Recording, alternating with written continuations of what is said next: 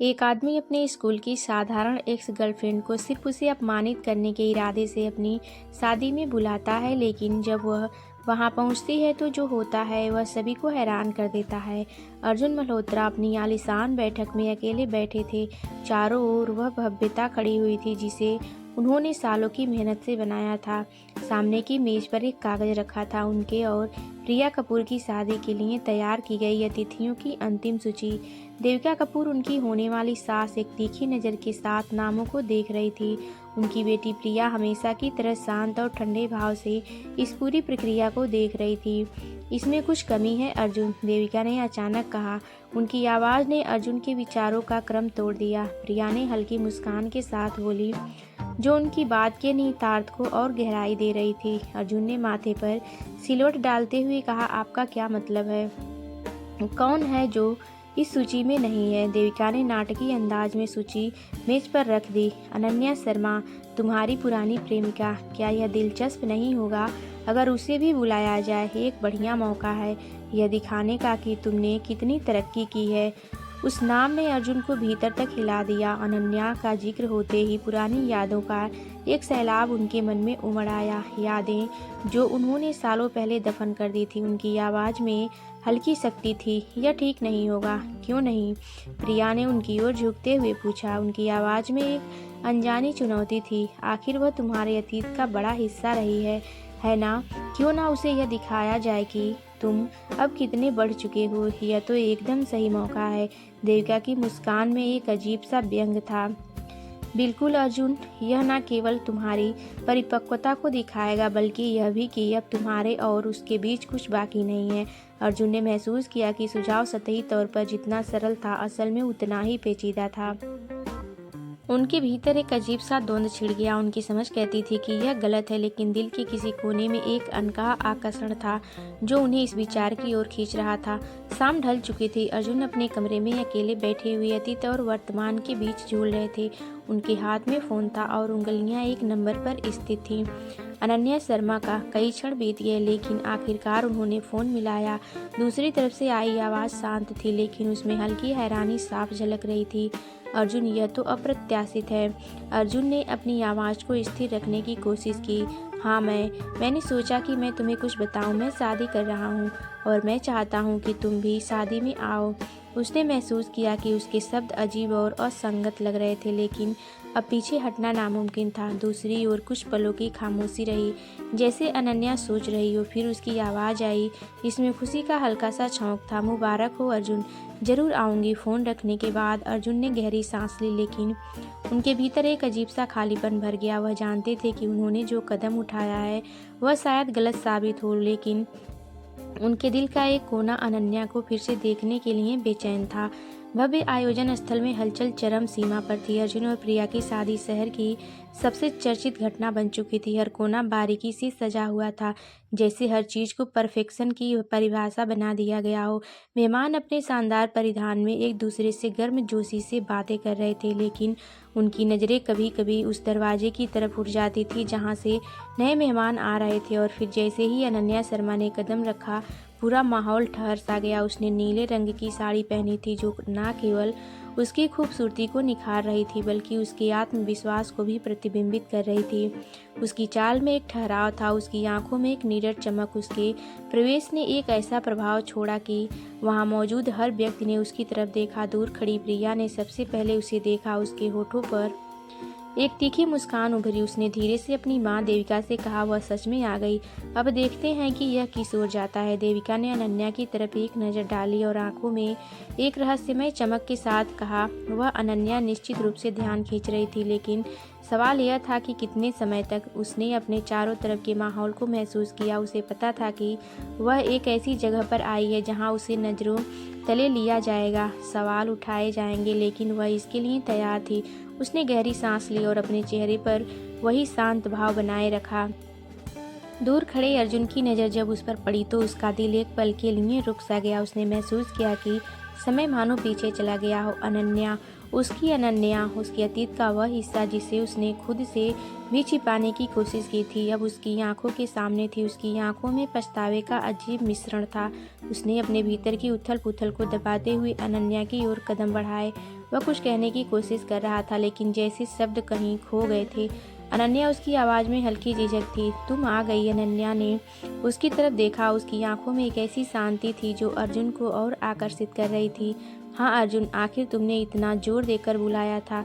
अर्जुन ने कुछ कहने के लिए होठ खोले ही थे कि तभी प्रिया वहां आ गई। उसके चेहरे पर वही परिचित नकली मुस्कान थी जिसे अर्जुन अब तक अच्छी तरह पहचान चुका था। तो तुम ही हो अनन्या, अर्जुन ने तुम्हारे बारे में कई बार जिक्र किया है, उसने मीठी आवाज़ में कहा, लेकिन उसकी बातों में एक नुकीलापन था। तुम्हारा आना सचमुच उदारता भरा कदम है। अनन्या ने प्रिया की आंखों में देखा। वह उन शब्दों के पीछे छिपे इरादों को बखूबी समझ सकती थी। उसने शांत स्वर में जवाब दिया, निमंत्रण अप्रत्याशित था, लेकिन मैंने सोचा कि एक पुराने दोस्त से मिलना दिलचस्प रहेगा। उसके शब्द सीधे थे, लेकिन उनमें छिपी दृढ़ता ने प्रिया को पल भर के लिए असहज कर दिया। प्रिया ने मुस्कुराने की कोशिश की, लेकिन उसकी नज़रों में जलन छिप नहीं सकी। जैसे जैसे शाम बढ़ी, अनन्या की मौजूदगी ने कई लोगों का ध्यान खींचा। वह खूबसूरत नहीं थी, बल्कि उसकी बातचीत में गहरी समझ और बुद्धिमत्ता झलक रही थी। वह हर बात को इतनी सहज और प्रभावी ढंग से संभाल रही थी कि लोग उसकी ओर खींचते चले जा रहे थे।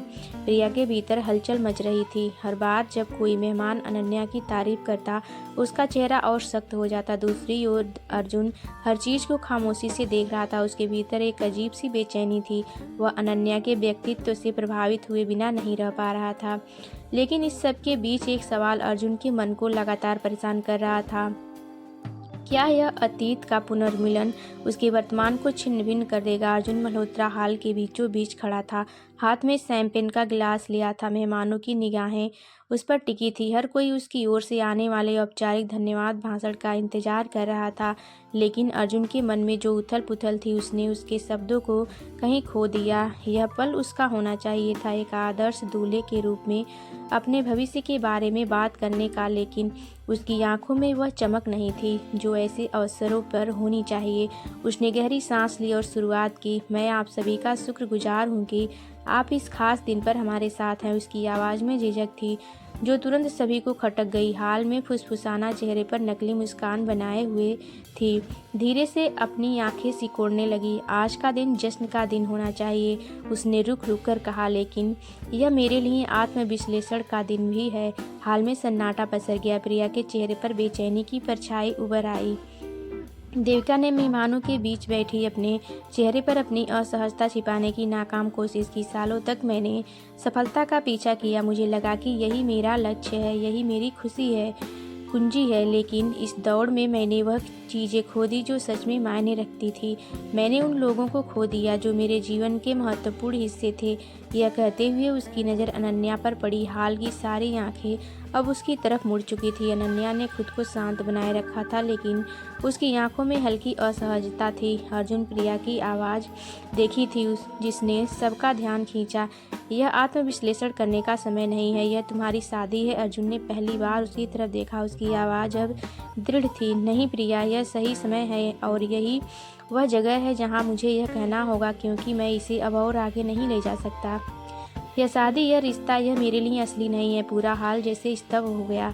देविका के चेहरे का रंग उड़ गया। प्रिया की आंखें गुस्से और अपमान से लाल हो गई। उसने बिना झिझक अर्जुन का सामना किया। तुम यह सब अब कह रहे हो सबके सामने, क्या यह उसकी वजह से है? उसने गुस्से में अनन्या की तरफ इशारा किया। अर्जुन ने शांतिपूर्वक जवाब दिया, यह उसकी वजह से नहीं, यह मेरी वजह से है। मैं इतने समय से खुद से झूठ बोल रहा था और अब यह दिखावा नहीं कर सकता। प्रिया ने एक तीखी हंसी के साथ जवाब दिया, तुम्हें लगता है कि इस तरह से तुम जीत जाओगे? तुम एक कायर हो अर्जुन, और आज तुमने खुद को हर किसी के सामने बेनकाब कर दिया। उसने गुस्से में अपनी साड़ी को ठीक करते हुए कहा, यह खत्म है तुम्हारे लिए, मेरे लिए और इस तमाशे के लिए। प्रिया ने वहां से गुस्से में कदम बढ़ाया। देविका ने उसे रोकने की कोशिश की, लेकिन उसने उसकी तरफ बिना देखे हाल से बाहर कदम रखा। अर्जुन वहीं खड़ा रहा, जैसे किसी ने उसका बोझ हल्का कर दिया हो। लेकिन उसकी नज़रें अनन्या की ओर मुड़ी, जो अब तक शांत भाव से सब देख रही थी। थोड़ी देर बाद अर्जुन ने उसे छत पर पाया। वह अकेले खड़ी थी, नीचे चमचमाते रोशनी की तरफ देख रही थी। उसके पास जाकर उसने धीमी आवाज़ में कहा, मुझे माफ़ कर दो, तुम्हें इस सब में घसीटने का मेरा कोई इरादा नहीं था, लेकिन मैं इसे और नहीं झेल सकता था। अनन्या ने अपनी नज़रें उससे हटाए बिना कहा, तुम मुझसे माफ़ी क्यों मांग रहे हो? अर्जुन, माफ़ी उन्हें मांगनी चाहिए जिन्हें तुमने बीच रास्ते छोड़ दिया। उसके बाद शब्दों में न केवल गुस्सा था बल्कि एक तीखी सच्चाई भी थी। मैंने खुद से भी झूठ बोला अनन्या, उसने शांत लेकिन दृढ़ स्वर में कहा, लेकिन अब मैं सच का सामना करने के लिए तैयार हूँ। मैंने सोचा था कि मैं कुछ बड़ा हासिल करने के लिए आगे बढ़ रहा हूँ, लेकिन मैंने पीछे मुड़कर देखा तो पाया कि मैंने वह सब खो दिया जो असली था। अनन्या ने उसकी तरफ देखा। उसकी आंखों में गहराई से झांकते हुए उसने पूछा, तुम्हें लगता है कि तुम्हारे पास लौटने का रास्ता है, या यह सिर्फ तुम्हारी एक और कोशिश है यह खुद को साबित करने का कि मुझे नहीं पता कि यह रास्ता कहाँ जाएगा? अर्जुन ने ईमानदारी से जवाब दिया, लेकिन मैं इसे बनाने के लिए तैयार हूँ, सिर्फ अपने लिए नहीं बल्कि तुम्हारे लिए भी। मैं जानता हूँ कि मैंने तुम्हें कितना दर्द दिया है और मैं इसे ठीक नहीं कर सकता, लेकिन मैं कोशिश करूँगा और यह दिखाऊँगा कि मैं बदल सकता हूँ। कुछ पलों की चुप्पी के बाद अनन्या ने हल्की सांस भरी। अर्जुन, मैंने जीवन में सीखा है कि शब्दों का कोई महत्व नहीं होता जब तक उन्हें कर्म ना साबित कर दिया जाए। मैं वादों पर नहीं जीती। अर्जुन ने उसकी आंखों में देखा और कहा, यह वादा नहीं है, यह मेरा संकल्प है और मैं इसे तुम्हें साबित करूंगा। अनन्या ने कुछ नहीं कहा, लेकिन उसकी नज़रों में पहली बार एक हल्की सी नरमी झलक रही थी। दोनों के बीच एक लंबा सफ़र बाकी था, लेकिन अर्जुन जानता था कि अब उसने सही शुरुआत की है। अर्जुन ने अनन्या की आंखों में झलकती नरमी को महसूस किया और हल्के से मुस्कुरा दिया। वह जानता था कि उनकी राह आसान नहीं थी, लेकिन अब कम से कम पहला कदम बढ़ चुका था। दिन बीतते गए और धीरे धीरे अनन्या का रवैया बदलने लगा। जहाँ पहले उसकी आंखों में ठंडक थी, अब वहाँ एक हल्की सी गर्माहट आने लगी थी। अर्जुन ने कभी उस पर दबाव नहीं डाला, बस अपने कर्मों से उसे यकीन दिलाने की कोशिश करता रहा कि वह उसके भरोसे के काबिल है। एक दिन जब तेज बारिश हो रही थी, अनन्या बरामदे में खड़ी थी। अर्जुन छतरी लेकर उसके पास आया और चुपचाप उसके सिर पर तान दी। अनन्या ने उसकी ओर देखा, फिर हल्की मुस्कान के साथ कहा, तुम हमेशा मेरे साथ रहोगे ना? अर्जुन ने बिना हिचकिचाए कहा, हमेशा। उस लम्हे में उनकी कहानी का नया अध्याय शुरू हो चुका था, इस बार बिना किसी दीवार के, सिर्फ भरोसे और अपनेपन के साथ। और अब दोनों के रास्ते एक हो गए थे।